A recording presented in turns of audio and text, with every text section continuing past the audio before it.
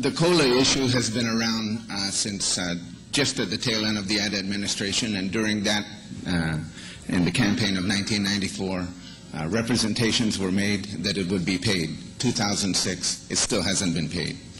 The EITC issue really helps define what we think about the working poor. You know, because it is a tax credit that's given to people who don't have enough. They work hard and they play by the rules, but they don't have enough. Governor Gutierrez has admitted that he stopped paying the EITC, and he's blaming the federal government. This case was raised before the Supreme Court of Guam. Senator B.J. Cruz was sitting on that bench at the time this issue was raised. And you know, they said to pay it. So it's not always the issue about, here we are, ladies and gentlemen, and we've heard throughout the whole evening, every time there's a problem, it's somebody else's fault. It was the legislature's fault. It's the teacher's fault. It's the private sector's fault. Ladies and gentlemen, when you want to be a leader and you want to take charge, you also have to take some responsibility. You know, if Frank and I get the opportunity to be your governor and lieutenant governor, EITC would be one of the first things we would work on, because it rewards those who work hard and play by the rules, but just don't make enough to get by. This helps define how you really think about people and how you really are compassionate about people, ladies and gentlemen.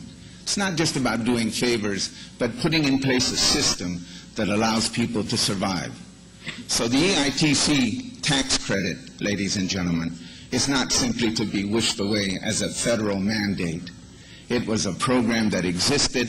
It's a program that has passed muster with our own Supreme Court, and it's a program that needs to be implemented. The subject returns to the Gutierrez-Cruz side for a 1-minute rebuttal. I'm surprised that a learned person such as Congressman Underwood, who was 10 years in Congress, doesn't know the separation of powers of the government in the United States. The control of the purse strings is in the legislature.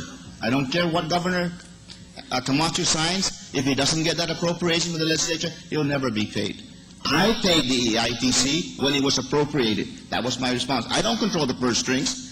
I can pay the COLA if the legislature had the authority, had the gall to the VOLs to go ahead and appropriate it. That's what was missing, the appropriation. A governor can only carry out the mandate of the legislature, and the purse strings is where it is coming from. I don't care what settlement or what BJ said at the Supreme Court. He could say pay it, but I'll have to wait for the senators to come up with the appropriation, give me the money, and it's my responsibility to pay it out. I don't have the responsibility to find money somewhere that doesn't come from the legislature. Thank you. Thank you, Mr. Gutierrez.